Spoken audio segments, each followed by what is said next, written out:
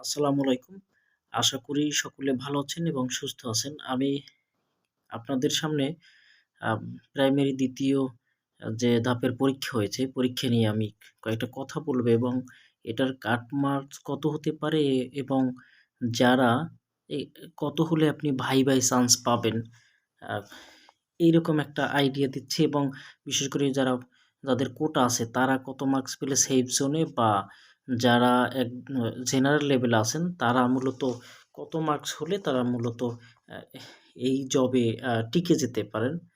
আ কত মার্কস হলে আপনারা সেফ জোনে থাকবেন।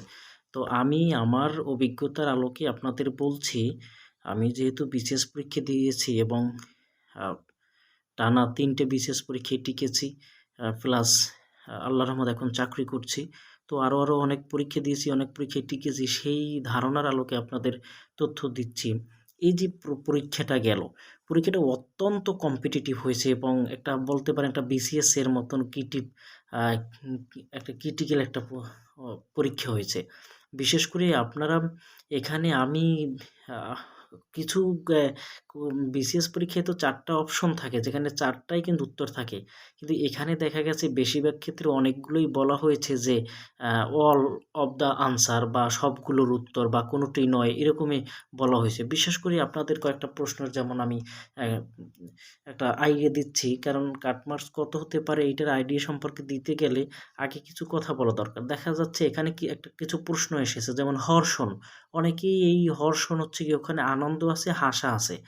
এই বিষয়টা গুলিয়ে ফেলতে পারে বা চাষ করা, কর্ষণ মানে হচ্ছে চাষ করা। তো গুলিয়ে ফেলতে পারে। এটা ভুল হতে পারে।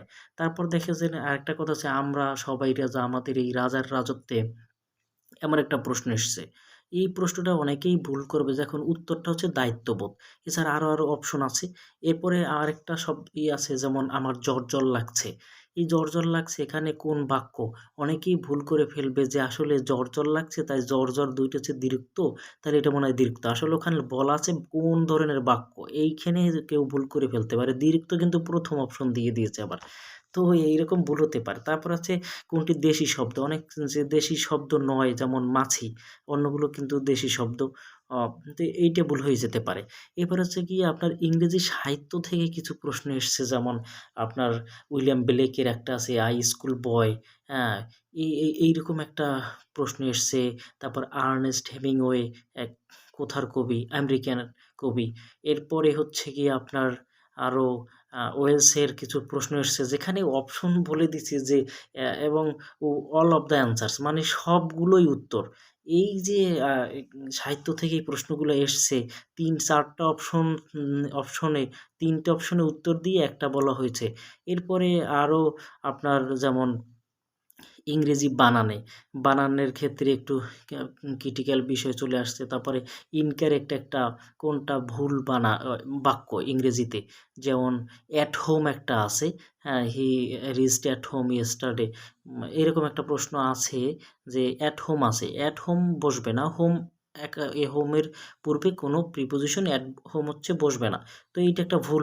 তো অনেকেই এটা ভুল করে মানে মনে করবে যে এটাই সঠিক আছে। তো দেখা গেছে তারপর শব্দের অর্থ যেমন দেয়া আছে, meticulous যেমন একটা আছে। অনেকে এটা ভুল করে ফেলতে পারে। তারপর ফেয়ার এফ-এ-আর-ই ফেয়ার এইটা অনেকে মনে করতে পারে ফেয়ার মানে সুষ্ঠু। ফেয়ার হচ্ছে ভোট তাহলে সুষ্ঠু হওয়া। এটা ভুল করে ফেলতে পারে অনেকেই। তো এরপরে চরিত্রের দিক থেকে কিছু যেমন কয়েকটা চরিত্র দেয়া আছে শরৎচন্দ্র চট্টোপাধ্যায়ের কোনটি চরিত্র নাই। একদম ক্রিটিক্যাল লেভেলের একটা প্রশ্ন করেছে।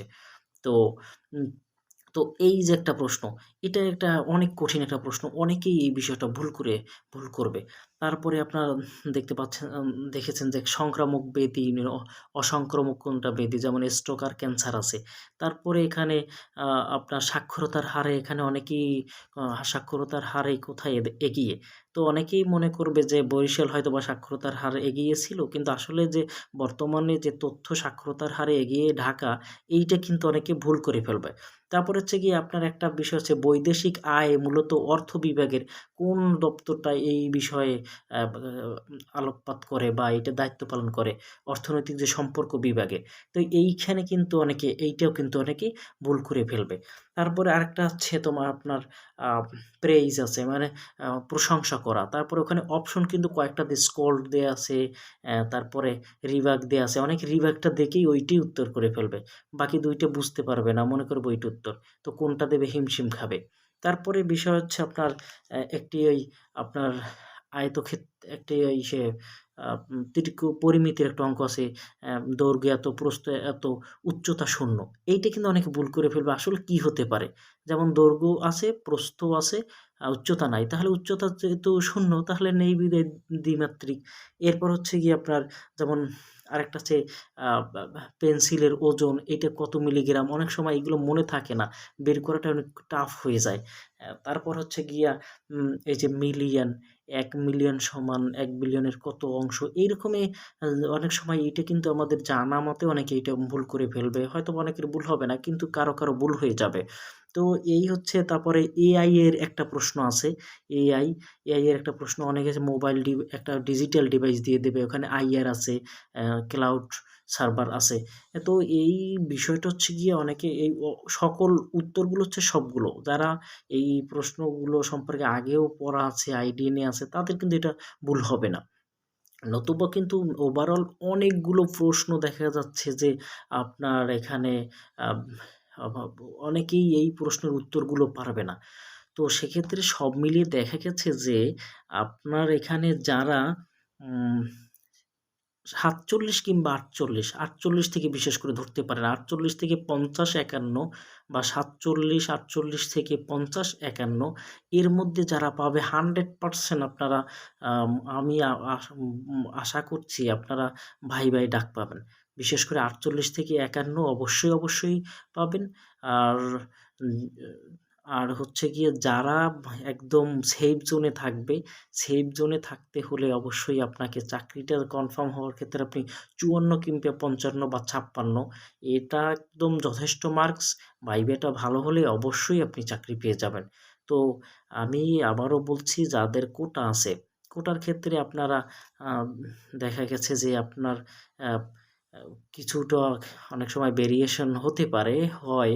সেক্ষেত্রে আপনি এখানে উম আমি বলব আপনার ক্ষেত্রে এখানে ৪৭ থেকে ৫০ এর মধ্যে বা ৫১ এর মধ্যে আপনি আশা করবেন এবং ভাইবার জন্য প্রস্তুতি নিবেন। আর যারা জেনারেল আছেন তারাও আপনারা এই ৪৮ থেকে ৫০, ৫১ এর মধ্যে টিকবেন আপনারা ভাইবার জন্য। কিন্তু চাকরিটা টাফ হয়ে যাবে। যদি আপনারা ৫৫, ৫৪, ৫৫ পেয়ে যান আপনি অবশ্যই সেফ জোনে এবং চাকরি পাওয়ার জন্য এগিয়ে থাকবেন। ভালোভাবে ভাইবার প্রস্তুতি নিবেন। এই ছিল আমার এনালাইসিস।